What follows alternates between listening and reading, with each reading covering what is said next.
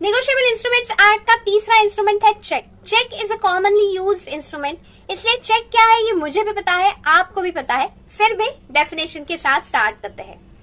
Check is a bill of exchange drawn on a specified banker to be payable otherwise than on demand. इसके दो characteristics है, that it is drawn on a specified banker and second it is payable on demand. कैसे समझते हैं एक example के साथ। मान लीजिए कि मुझे मिस्टर ए का 5,000 रुपीज का पेमेंट करना है, इसलिए मैंने मिस्टर ए के नाम पे एक चेक बनाया और वो चेक मैंने मिस्टर ए को दे दिया। चेक मिलने के बाद मिस्टर ए ने वो बैंक में डिपॉजिट किया। बैंक में डिपॉजिट करने के बाद मिस्टर ए का पेमेंट मिल गया। तो यहाँ पर इस एग्जांपल में दोनों कैरेक्टरिस्टिक्स आए। मैंने जो चेक लिखा था वो चेक स्पेसिफाइड बैंक के नाम का था, तो इसीलिए उस बैंक में जाके उन्होंने वो चेक डिपॉजिट किया। जब तक उन्होंने वो चेक डिपॉजिट नहीं किया था तब तक मिस्टर ए को पेमेंट नहीं मिला। जैसे ही उन्होंने वो बैंक में चेक डिपॉजिट किया उनका पेमेंट मिल गया, इसीलिए इसे बोला जाता है it is payable on demand. अभी डेफिनेशन की जो पहली लाइन है, cheque is a bill of exchange, यहां पर ट्विस्ट है, ध्यान से सुनिएगा।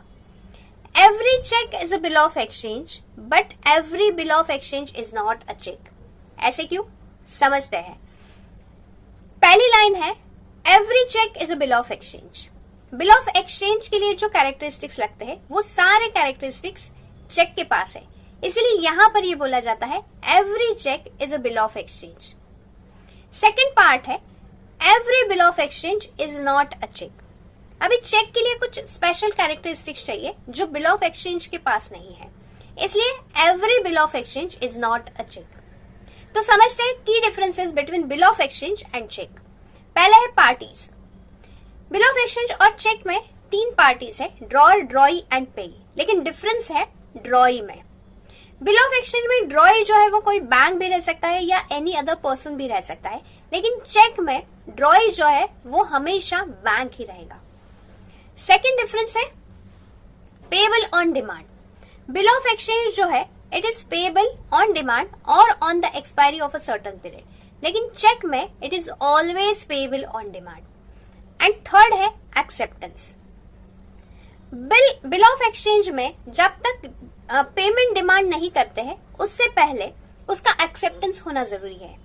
मान लीजिए कि मैंने एक बिल बनाया मिस्टर ए के नाम, तो मिस्टर ए को मैंने वो बिल भेज दिया एक्सेप्टेंस के लिए, मतलब वो अपनी रिस्पॉन्सिबिलिटी क्या कर रहे हैं, एक्सेप्ट कर रहे हैं। चेक में एक्सेप्टेंस की कोई जरूरत नहीं है।